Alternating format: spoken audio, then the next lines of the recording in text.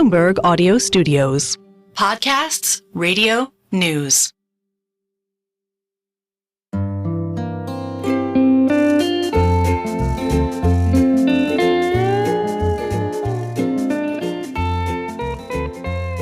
Hello and welcome to another episode of the Odd Lots podcast. I'm Tracy Alloway. And I'm Joe Weisenthal. Joe, how about that hawkish cut, eh? Exciting, interesting times in macroeconomics, the Fed, the markets. Plenty to talk about right now. We're recording this December 20th. Yeah, we're recording this December 20th, so 2 days after we had what is being called a hawkish cut from the FOMC.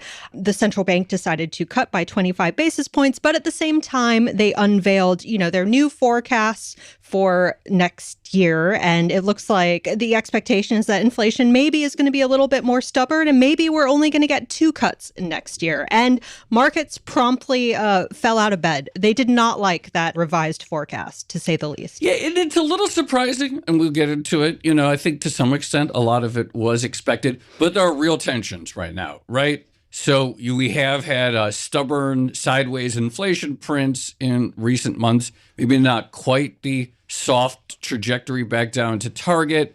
The fact that we might not be down to target completely in 2025, some questions about labor market stability, plenty to dive into, plenty of crosswinds for investors, traders, and so forth to digest. Crosswinds is a nice way of putting it. I feel like anyone who was hoping for a quiet end to the year might be disappointed with everything going on. But Joe, I have to say, we really do have the perfect guest to dive into all of this. We're going to be speaking with Federal Reserve Bank of San Francisco President Mary Daly herself, a voting member on the FOMC. So Mary, thank you so much for coming on Odd Lots. I'm delighted. My lucky day. So why don't I start with the obvious question, and one I think I suspect you've been asked this multiple times over the past couple days, but why cut at all if you think that inflation is expected to show not that much progress into next year and maybe not reach 2% until 2027? It's a great question. And if I can take a minute, I'll explain exactly how I thought of it. So we had policy, rightly so, at a highly restrictive level. Remember, the interest rate was really high, historically high, and that was to fight very high inflation. And a very robust labor market was helping spur high inflation. The economy was out of balance. So now that we have inflation that is much lower, we've made tremendous progress towards getting it back to 2. We're not there yet. And the labor market is balanced, now completely balanced, it's appropriate to move into a more moderate level of restrictiveness.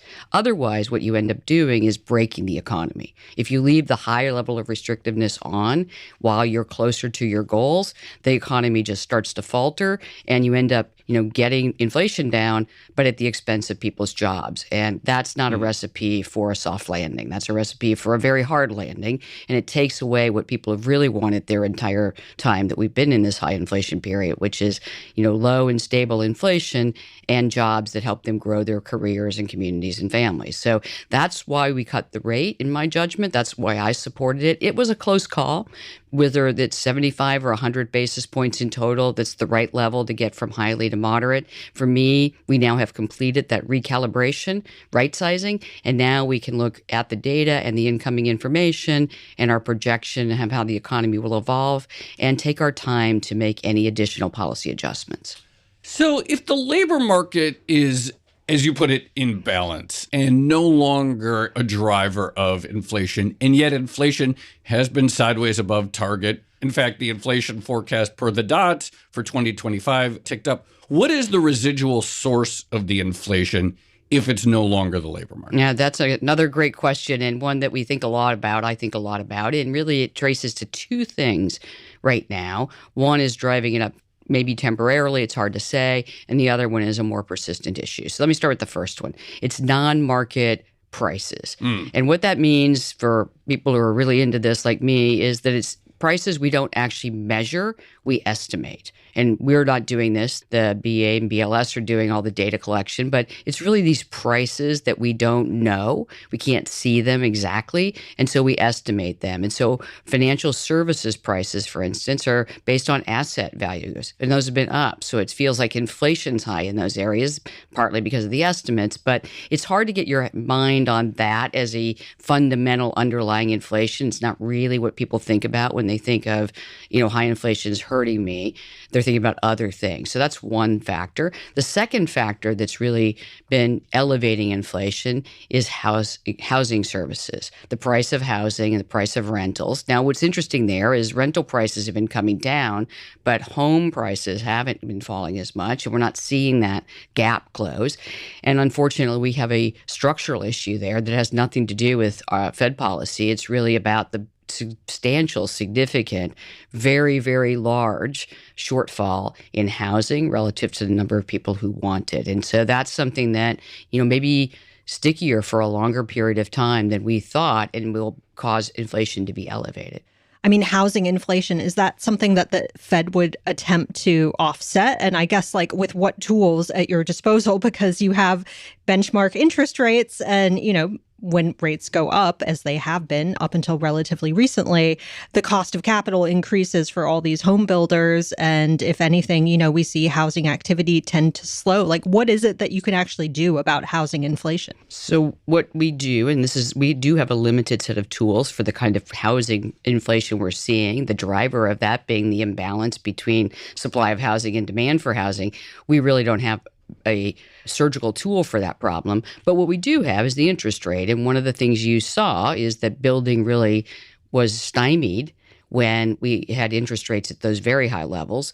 But as we started to move the interest rate down, then we saw builders start to come off the sidelines. I'll tell you an anecdote or some stories from my context. So I have the 9 states in the western U.S. That's the 12th district of the Federal Reserve. And that's the coastal states, Alaska and Hawaii, and all the intermountain states. So Utah, Nevada, Arizona, and Idaho. Those states, we saw immediately when we took the first 50 basis point reduction in the interest rate, is our contacts. I was out in those areas. Our contacts said, we're going to take some projects off the sidelines. And I said, really? That's just a 50 basis point reduction in the interest rate? And they said, yes, but the direction of change is down. And so now we're ready to come out.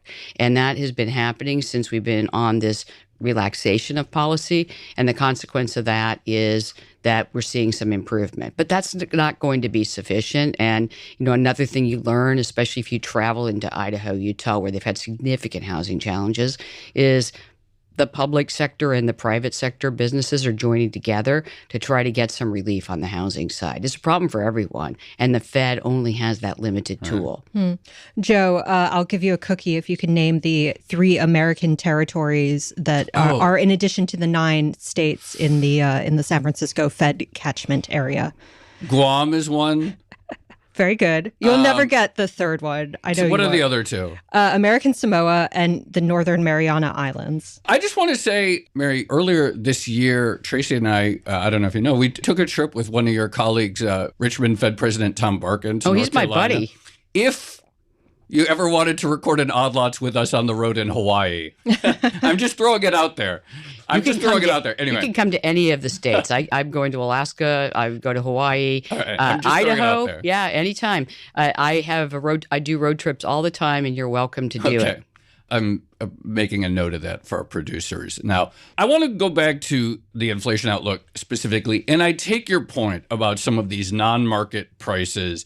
And I certainly take your point about housing because lots of crosswinds there, the degree to which the rate can affect things, some of the gaps between some of the market private measures that come out on rents versus the public measures and so forth. All that being said, there has been some sort of shift in the outlook since September. So these are long-standing structural issues. And yet since September, obviously, the inflation outlook has firmed per the dots. What has evolved since September such that the inflation outlook for 2025 has gone up? Well, one thing that has evolved for me is just my better understanding as the data have come in and we've dug into them a little bit more, that housing inflation might just be more persistent.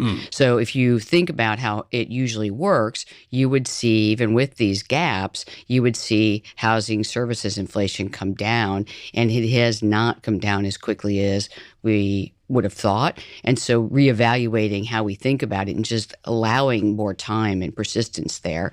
Another thing that's happened is we have, geopolitical issues and trade back and forth. It doesn't matter what administration you've been in, the one we're in now or the one that's upcoming. It really is that trade relations between the U.S. and China haven't been as strong as they have been in past years, and that's spread out to other countries. And so that affects your outlook for just the price of goods.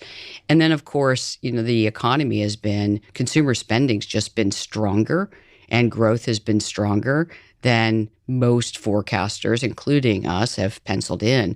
And so there's an adjustment to the growth forecast as well. So the way it typically works in the economics models is that growth falls below potential growth. That puts downward pressure on inflation. But when growth is above potential growth, then we're going to see whether that's boosting inflation. I did allow it to boost inflation in my own forecast a little bit, but if it's coming out of productivity gains and labor force growth, then it may not. So that's why you have to be agile as a central banker. You put a forecast in it, but you don't get too attached to it.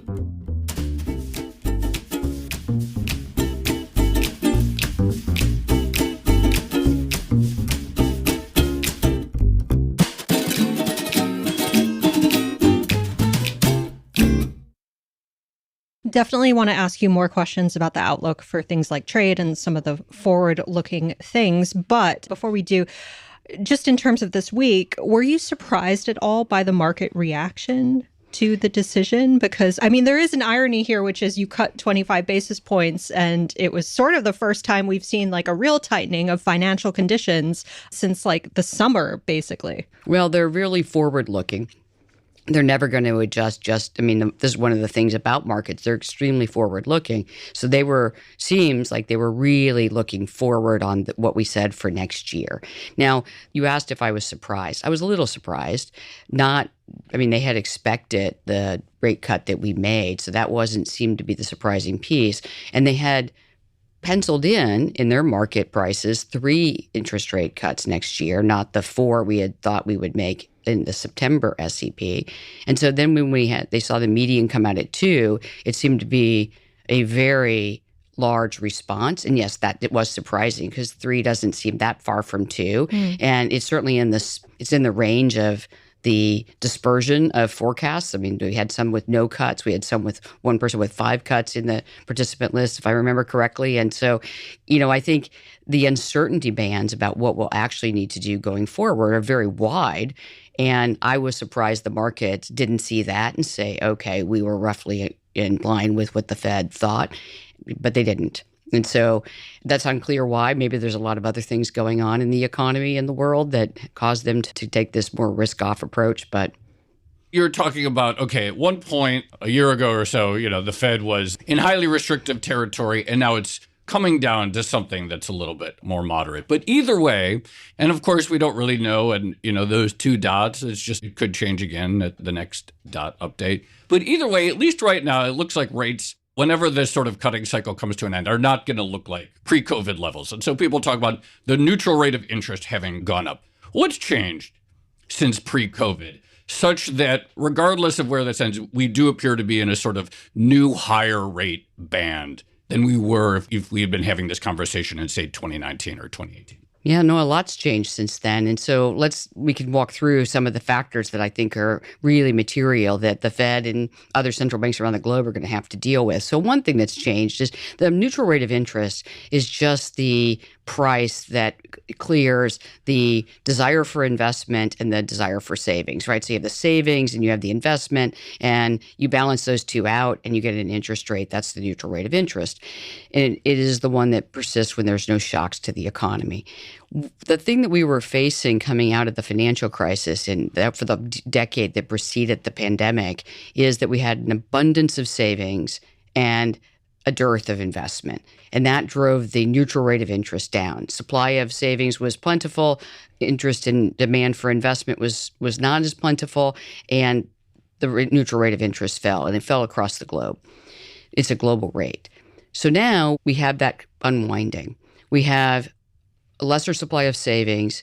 The sovereigns, the countries are all out there borrowing quite a lot of money, and that pushes the demand for investment or spending up.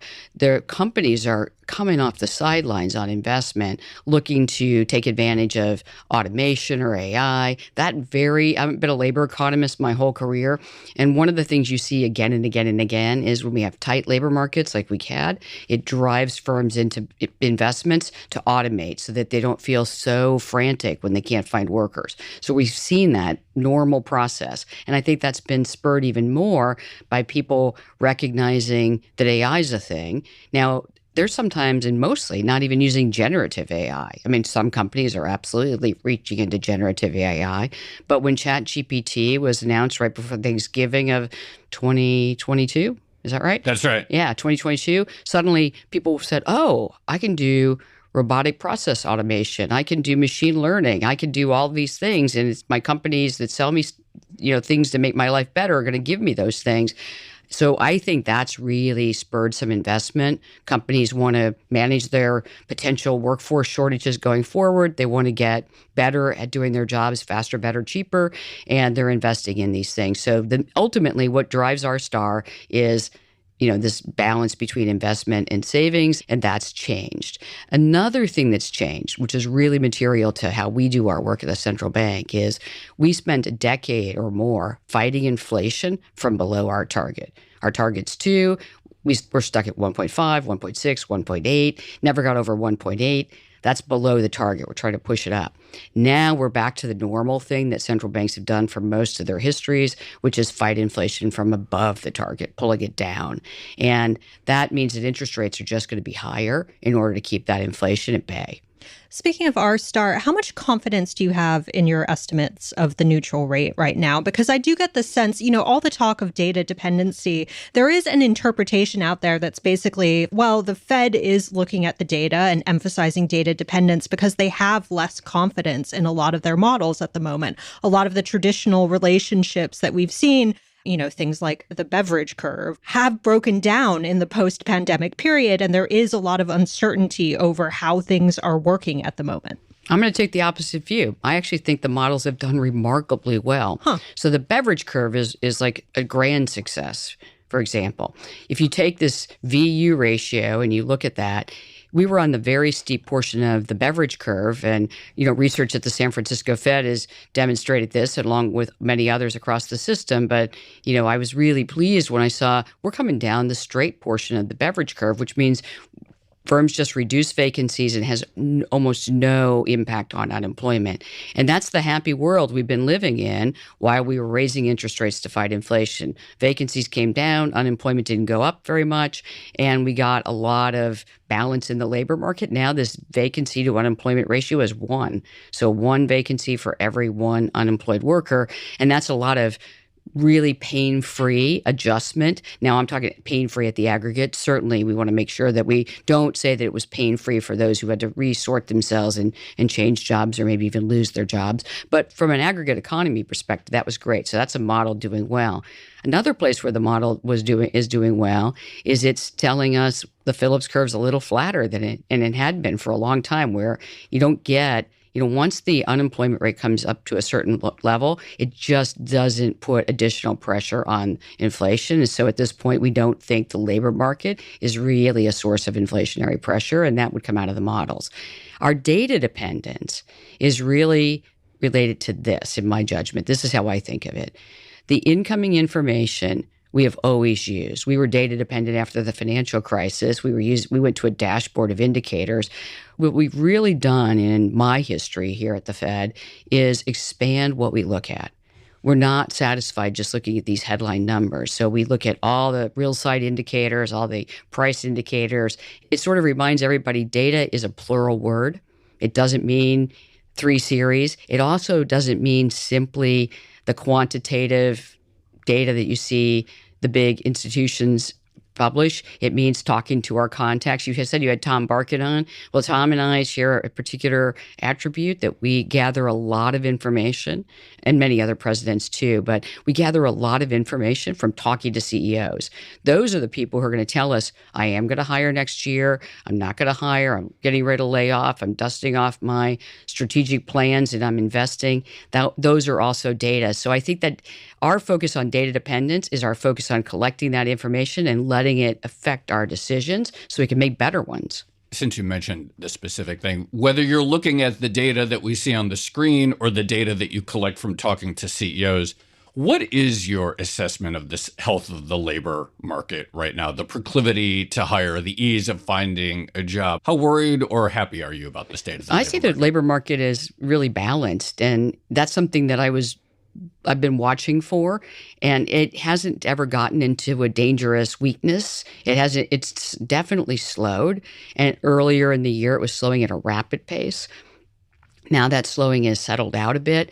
What we hear from firms, so we do a lot of questions and surveys and with firms, and we talk to them. What we're hearing is they don't have the kinds of problems hiring workers that they once had, and they're increasingly able to find workers of all different skill levels, which, they had pockets of where they just couldn't find anyone.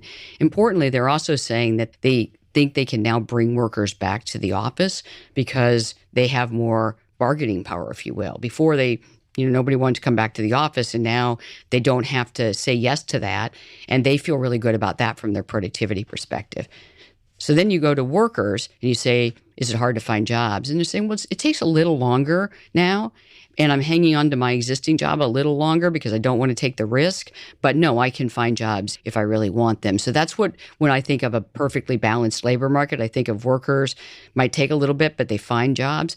Firms say, I can't get everything I want, but I can get workers, and they're staying a little longer. But I am watching it to see if any weakness emerges where workers start to, say it's really challenging out there. And that would be something we would want to avoid. By the way, I have some good news to report for everyone in the room. All right. You might be happy to hear this. Core PCE just came in, as you were answering, 0.1% month over month versus expectations of 0.2%. So just a little live update on the economic situation maybe makes your life a tad easier in 2025. Well, I think it's just good news. I mean, one of the things when I see the incoming information, I remind myself of a couple of things.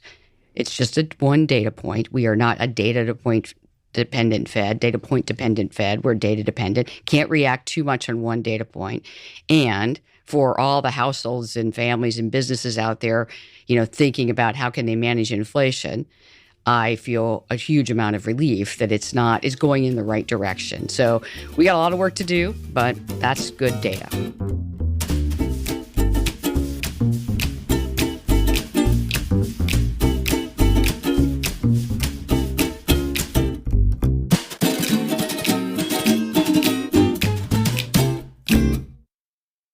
All right, let's talk about, I guess, more complicated things, which would be the policy outlook. So we are recording this on December 20th. We might have a potential government shutdown. That's complication number one.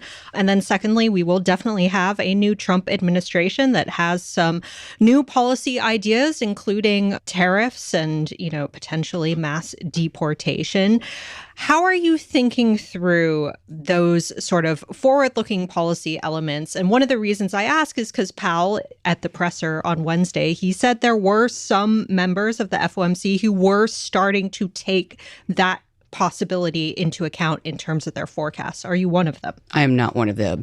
I actually have managed through, worked at the central bank here, first as an economist and now as the president since 1996. And one of the things you learn is I've been through several changes in administration. And one of the things you learn if you do that is that all administrations change. They bring in a slate of new programs. Sometimes they talk about them a lot before they even come into office. Sometimes they don't. But those new programs are always things that cause, a lot of sometimes fear, exuberance, enthusiasm, whatever it is, expectations. But it's best for the central bank, in my judgment, not to engage in that kind of speculation. Let's let the administration come in and put the full slate of programs together. Now, why is that better? Well, first, in my judgment, why do I do it that way? Well, first of all, It doesn't mean we don't understand how models and data and other things work, and that how different programs, whether it's tax cuts, extended, deregulation, tariffs, deportations, we can look at how those things work from the research literature, from models. We can think about that. So we're well prepared to analyze it once the programs come into place. But there's usually a fairly large difference between what any administration says they would like to do and what they actually do at the end of the day when they've worked with members of Congress and, the cabinet members, et cetera, to get a slate that really works for everyone. Importantly, it's also, and this is something that I speak about a lot, it's also the net effect of all of these. So say you cut taxes, that spurs growth. That's a positive for growth. There's deregulation, often a positive for growth. Then you put tariffs, can be a negative. And you do, immigration. It can be, some people have said that's a negative. Just take potentially workers from the labor force. So you put all those things together, and what you realize quickly is it depends on the scope of the changes, the magnitude of the changes, the timing of the changes, and how those things all net out to leave the economy either with an impetus or a restraint. And it's just too early to know any of that. So instead, back to traveling around the district, we ask our contacts, and what they're telling us is they feel pretty okay about how things are likely to go. If anything, the sentiment's risen. And then the other thing they say is if you're in retail or manufacturing where you need inputs, they're just stockpiling some inventories. So if there are some early tariffs discussions, they will be prepared, and then they expect it to resolve to something that's not very harsh. Speaking of sentiment, this is something I wanted to ask you, actually. So one of the big stories for the past couple of years was the terrible, terrible sentiment surveys. So, if you looked at something like consumer sentiment, it looked like we were already in a massive recession. People felt absolutely awful. And of course, since November, we've seen some of those surveys start to turn. People are turning more positive. The small business survey has spiked quite a bit. How much emphasis would you place on those surveys, given that there was such a big discrepancy between the hard and the soft data, just a year or two ago? Is it possible we could get another discrepancy, but just going in the other direction? I think it's possible, but before I really understood the discrepancy. And here's how I understood it. You could see it when you would talk to people, is they felt like inflation had raised the price level so much that they weren't able to catch up. So it had stolen something from them because it's a tax. It feels toxic to people. And they felt like they weren't going to ever catch up and that the economy might break. We might fall into a recession. So part of the sentiment turn that I've seen started in the middle of the summer. And it started when people thought, we're actually not going to have a recession. The economy will continue on, and I will be able to grow out of, with my wages and my earnings, I'll be able to gain ground on what I lost, and I'll be able to restore where I was before the pandemic and maybe even grow beyond that. And now with some of the changes for businesses and small businesses, our small businesses tell us that too, with some of the changes, they're somewhat hopeful that they like the extended tax cuts. They're somewhat hopeful that some aspects of regulation won't feel as hard to manage. But, they don't know. They're hopeful. And so they say this too, enthusiasm has to be backed with reality. And so right now they feel enthusiastic or optimistic, but they're still cautious. And that cautiousness, that spending their own money on things, that's only going to be removed when we really see how the economy and the policy changes are netting out. Let's talk about, as you mentioned, theoretical policy changes under the incoming administration. You are not one of the members who caused that to change how you're thinking about 2025, because as you said, we don't know how it's going to net out, et cetera. You have the academic literature, but it's hard to know. But speaking of the academic literature, one thing that's commonly said is, well, a tariff is sort of a one-off increase in the price level and doesn't necessarily change. Transitory? Is it transitory, Joe? In a sense, transitory. I'm never really satisfied with that answer because, okay, that may be true that a tariff does cause a one-off increase in prices, et cetera, but doesn't change the overall trajectory. On the other hand, in theory, it creates an impetus for a structural adjustment to the economy that could be costly. If it's a spur to build more in the U.S. to avoid tariffs, then that means more spending and more investment. And as you described, one of the drivers of the sort of new hire neutral is this impulse among companies to spend. So how do you think about, again, we don't know the details, but when you hear the word tariffs and whether it's a global tariff, whether it's a tariff on some countries and not others, how do you think about potential ramifications of that? Sure. I mean, I think that's actually a terrific question because I think it highlights, first of all, that it's very challenging to make simple statements about complicated changes in policy. So an example is, in the classic models, a tariff would be a one-off. You just raise it. That's a classic model that doesn't have any retaliation. It doesn't have any knock-on effects, as we would call them, where, you say you tariff an intermediate input.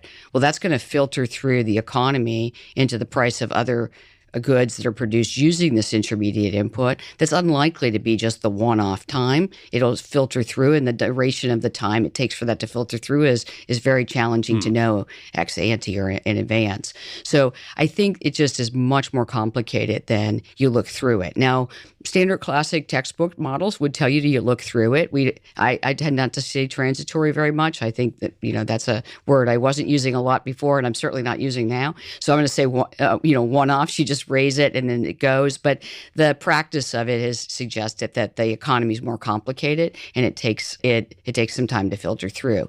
Now, in terms of the structural changes, I mean, that's part of why tariffs are applied oftentimes. Right. They want a more fair playing field, our elected officials, because voters have said we want a fairer playing field.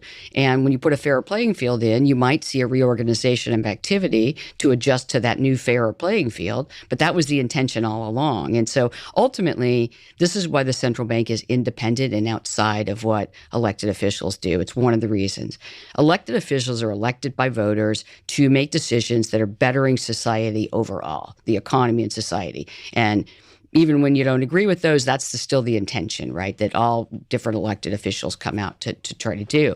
The Fed, we only have two goals: price stability, full employment. And so we're taking the economy we have, and if there are structural changes that temporarily boost the price level on things or just more persistently do, we would have to work to make sure that that doesn't cause inflation to rise above 2%, and that somehow we don't end up losing our full employment, the place in full employment that we have now. So that is a healthy tension in my judgment, but it's also why the Fed is independent from, it's one of the reasons our founding fathers, they were all fathers at the time. I know we'd like to change those words sometimes, but they were all founding fathers. And it's why they did that, it's because they wanted that tension to be there, in my judgment. So Joe and I were in San Francisco a few weeks ago. And I know I missed you. I'm sorry. I know. It would have been great to catch up. But I was in some other place. Ride in a Waymo with you. I loved a Waymo. I was literally about to talk about the Waymo. Okay, I went in my first ever Waymo, and it kind of blew me away. And we met with lots of VCs who are talking about all the cool stuff they're seeing in terms of AI. You sort of have a front row seat for AI, given, your geographic location in San Francisco. Talk to us about how you're thinking through AI and its impact on productivity, because obviously a lot of people expect a big productivity boost from this new technology. But, so far, I think it kind of remains something of a hypothetical, like at large scale. But what are you watching for in terms of monitoring the actual impact of AI on productivity? So we're already seeing this. And one thing that if you go back to, Robert Solow, there's a famous quote that you can see productivity everywhere except in the productivity data. And you're really seeing that now. And, I came to work at the Fed in 1996. And one of the first jobs I had sitting at the San Francisco Fed as an economist was to collect evidence of a burgeoning productivity boom for Chairman Greenspan. Oh, wow. It was isn't that like the coolest thing? You land at the Fed, you're doing research on the labor market, and suddenly the chairman of the Fed's interested in you collecting this information. So this would have been the early 2000s when he was talking about like the big This is 97, 98, yeah, okay. Really before we even got there. And he was an early spotter that if people are using computers, you're not going to see it in the data just yet, because what they're doing is they're buying all this equipment, and it's really the software and the change in how they did their work that was going to boost the productivity. So let me give you a cool example. Now, this didn't happen until the early 2000s, but it's still a cool example. So before we had, the internet and the computers and connected networks and things, the gas meter readers had to come to your house and come up to your meter and read it and write it down in a notebook or to type it into a little machine. And they were getting bitten by dogs, or they couldn't get in, and meters weren't getting read, et cetera, et cetera. With this technology, they produced cars. This happened first. The first place I ever saw this was Salt Lake City. They had trucks, and the trucks had readers on them, and they would communicate with your meter, which was a smart meter, and they didn't have to get out of the vehicle. And so no one's getting bitten by a dog. All their meters are being read. Productivity goes up, safety goes up, and importantly, people's bills go down and are more accurate because you're not estimating them. So that was an example. And those were the kinds of examples I was giving Chairman Greenspan. And he was saying, okay, we're going to see it everywhere except in the data. And sure enough, it turned out to be right. Productivity was all over the place. And eventually, when the data got revised and we got better at figuring out what was going on, we saw that we had a computer revolution. The same thing appears to be happening with AI. And again, I want to caution people from thinking it's all about ChatGPT or Perplexity or any of the other models. I'm not trying to advertise models, but those are the ones that get a lot of attention.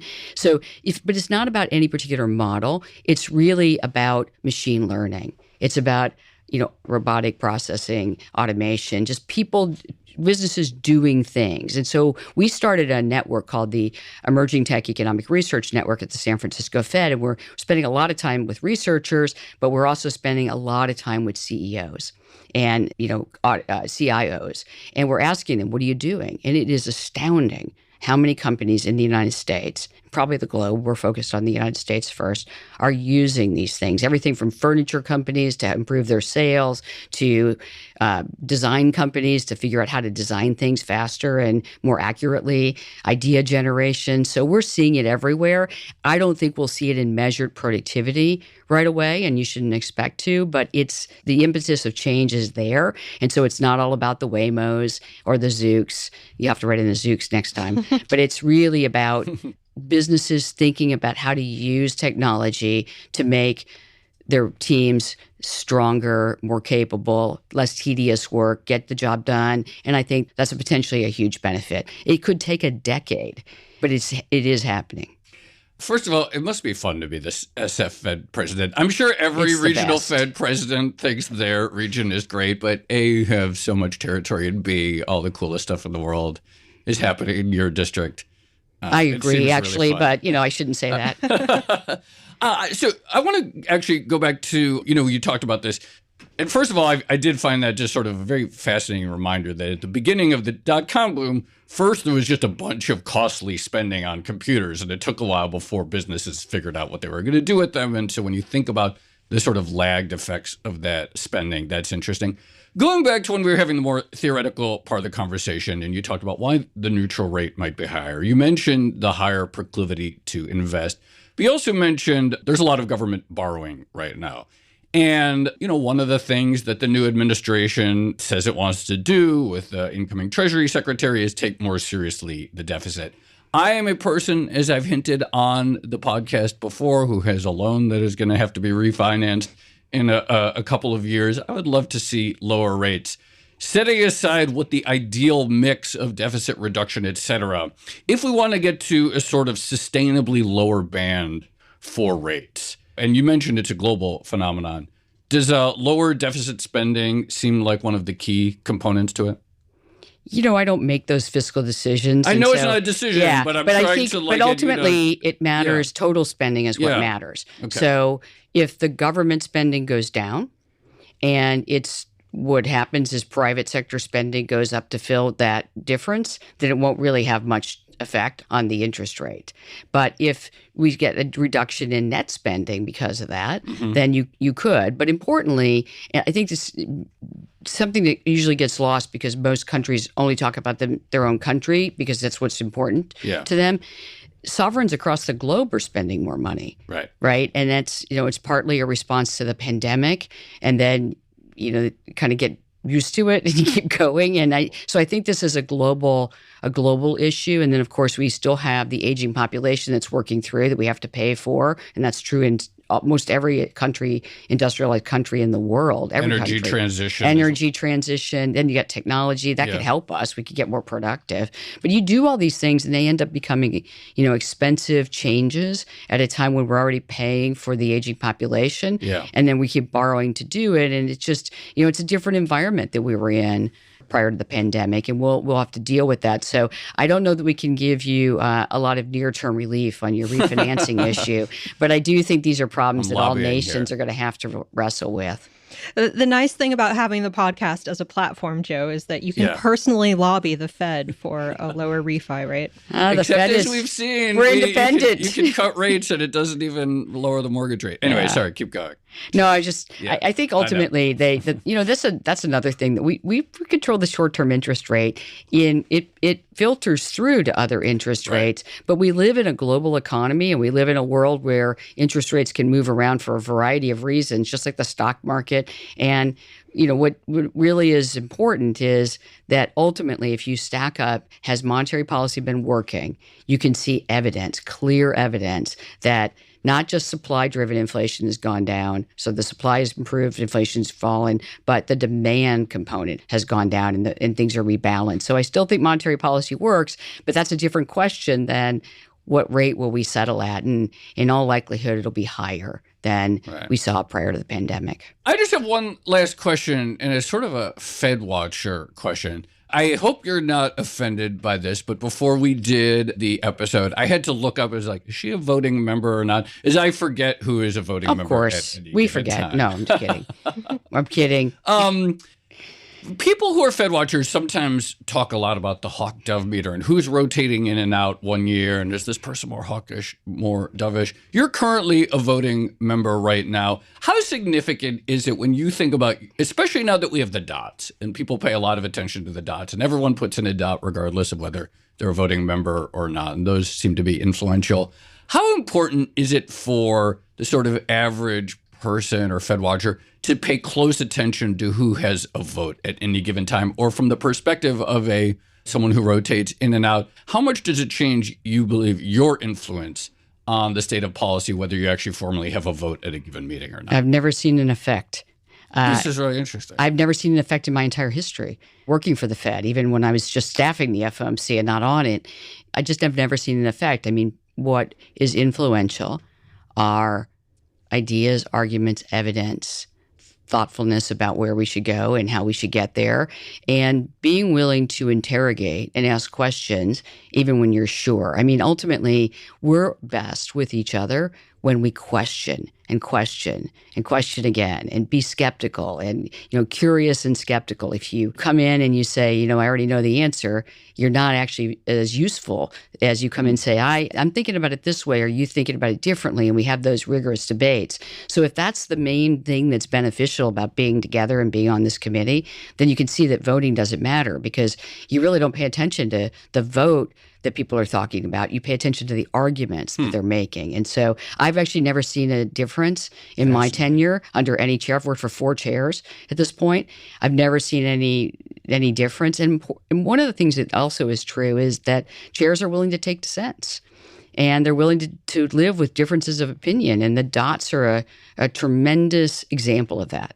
Right? You look at the dots and they are, as the uncertainty of the economy is going up and it's not clear what the right answer is for next year, the dispersion in people's estimates about the forecast, the neutral rate of interest, and the policy that will be appropriate next year, they're getting more dispersed.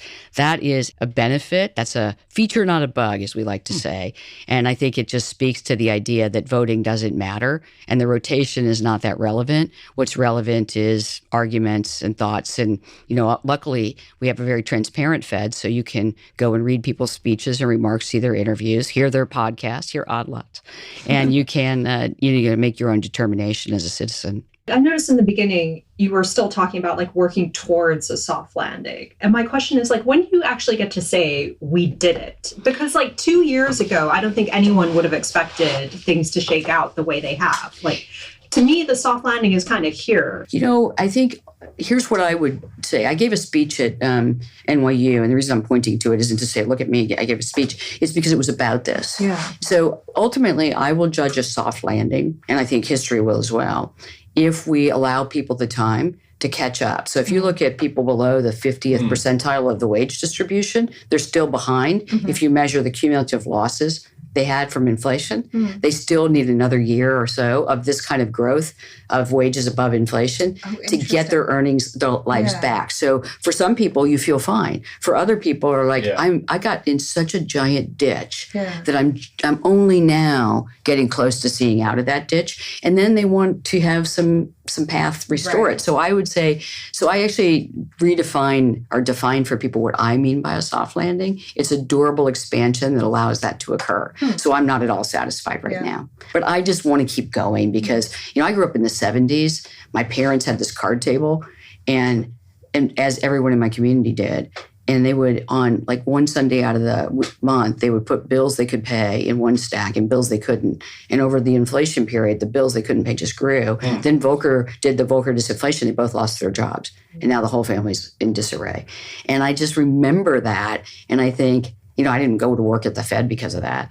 But I just remember that. And I think that's probably how so many American families are feeling right now. They're just getting kind of their feet under them. So that's what a soft landing looks like. All right, Mary Daly, San Francisco Fed president, thank you so much for coming on Odd Lots. And I should say, Mary has her own podcast, so you should definitely check that out too. Can I say the name? Yeah, of course. Zip Code Economies. Please join us. And you can come to any state in my district, and I will travel with you. Amazing. If Hawaii is your destination state, I'm going back this year to see how the Hawaiian economy is doing. I'm going to Alaska, going to all the other states. I want Alaska. I've Yeah, never I been. would do You guys Alaska. can debate. I've actually been to Hawaii, so even though it sounds nice on a cold New York day right now, I would do Alaska. The cool thing about any of these states, whether you're sitting in Idaho, Utah, Alaska, Hawaii, is you're going to see.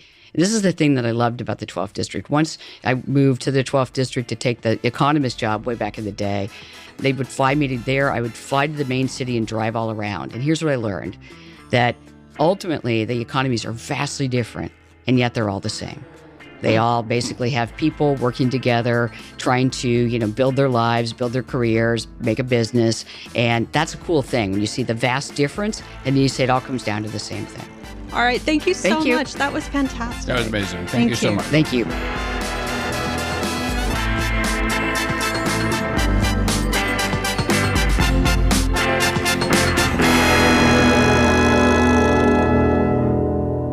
Joe, that was a really fun conversation. I think if I were going to be any Fed president, it'd have to be this Hawaii. Listen to Joe on this Hawaii. podcast, lobbying for lower mortgage yeah. rates and for the 12th Fed district. Well, and lobbying for us to take a trip to Alaska. And yeah, okay. Hawaii. I'm on and, board with that one. Would you say the Northern Mariana Islands? Yeah. And the only reason I know that, by the way, is because it was the tiebreaker round for a recent quiz that we held in Los Angeles for Bloomberg clients. Yeah, we didn't get to do it because there was no tie. But yes, we were going to ask the clients to name all of the states and regions. All 9 states and 3 territories. I wouldn't have been able to do it. Mariana Islands, no way. But yeah, I thought that was a fantastic conversation. First of all, it was exciting. We did get that nice beat on Core PCE in the middle of the episode. It still feels like a very tricky moment, for sure, for the Fed. Even before the effects of any Trump policies come into effect, regardless of what they are, the fact that the inflation outlook for 2025, it's still going to be a while, apparently, before they're sort of durably back. The fact that we have seen this sort of big increase in the ostensible neutral rate, if it exists. Tricky times for the Fed. Yeah, and I think there is that tension between, wanting to see how everything shakes out and also trying to be ahead of the curve to some degree. But it is interesting. It was interesting to hear her talk about how she wasn't one of those people taking into account potential future policy. The housing question is going to be really interesting too, Yeah. right? So what are the residual sources of inflation if it's no longer the labor market? Of course, she defended the beverage curve. It's back in balance. But this idea that, and you mentioned it, that housing construction has fallen. This is going to be a persistent source of economic stress, whether it shows up in the formal measures of inflation or how it doesn't, this remains a major issue. The fact that there is so much investment, or at least government spending, happening around the world globally, military spending, aging demographics, many such complications going forward. Complications, definitely the word of the day. Let's see. So again, we're recording this on Friday, December 20th. We'll see what happens over the weekend with the government shutdown. But it does seem like there are a lot of one-offs that the central bank is potentially going to have to take into account. Absolutely. All right. Shall we leave it there? Let's leave it there. This has been another episode of the Odd Lots podcast. I'm Tracy Alloway. You can follow me at Tracy Alloway. And I'm Joe Weisenthal. You can follow me at The Stalwart. Follow our guest, Mary Daly, San Francisco Fed president. She is at Mary Daly Econ, and you can check out her podcast, Zip Code Economies. Follow our producers, Kerman Rodriguez at Kerman Armin, Dashiell Bennett at Dashbot, and Cale Brooks at Cale Brooks.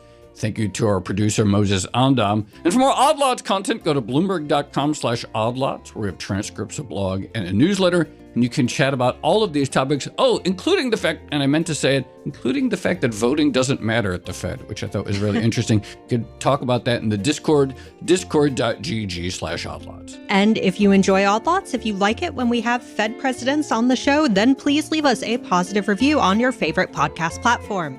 And remember, if you are a Bloomberg subscriber, you can listen to all of our episodes absolutely ad-free. All you need to do is find the Bloomberg channel on Apple Podcasts and follow the instructions there. Thanks for listening.